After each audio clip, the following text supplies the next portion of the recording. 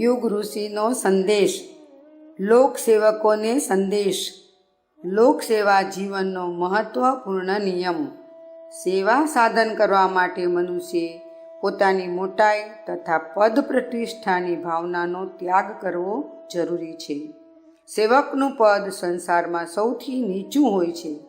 તેનું સ્થાન જનતા જનાર્દનના પગની નીચે હોય તો જ તે વિરાટ માનવની સેવા કરી શકે. લોકસેવકે પદ પ્રતિષ્ઠા તથા મોટાઈનો ત્યાગ કરવો જરૂરી છે. મહાત્મા ગાંધીની પાસે એક સંન્યાસી આવ્યા. બાપુએ તેમને પૂછ્યું કે આપ શા માટે આવ્યા છો? જનતાની સેવા કરવા માટે. બાપુએ કહ્યું કે જો સેવા કરવી હોય તો આ ભગવા વસ્ત્રો ઉતારી નાખો, કારણ કે તમને મહાત્મા માનીને લોકો ઉલટા તમારી સેવા કરવા લાગશે. સેવા કરતી વખતે પોતાની વ્યક્તિગત વિશેષતાઓ તથા અલંકારોનો ત્યાગ કરવો જરૂરી છે. નહીં તો સેવા એક પ્રકારનું પ્રદર્શન બની જાય છે. જેમ કે આજે લોકો કે અધિકારીઓ શ્રમદાન કરતી વખતે ફોટા પડાવે છે. લોકસેવકનું હૃદય જેટલું સંવેદનશીલ હશે એટલી જ વધારે લોકસેવા તે કરી શકશે.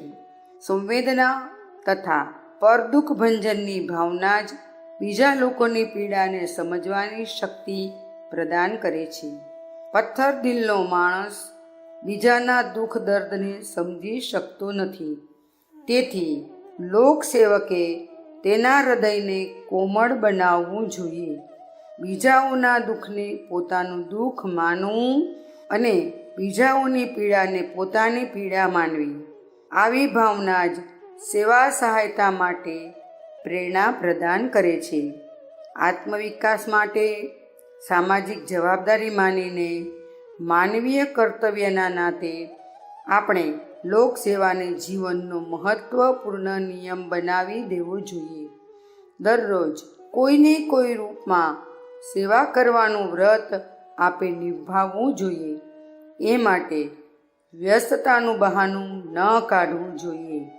અખંડ જ્યોતિ, નવેમ્બર 1964, પૃષ્ઠ નંબર 32, સંદર્ભ ગ્રંથ યુગ ઋષિનો સંદેશ.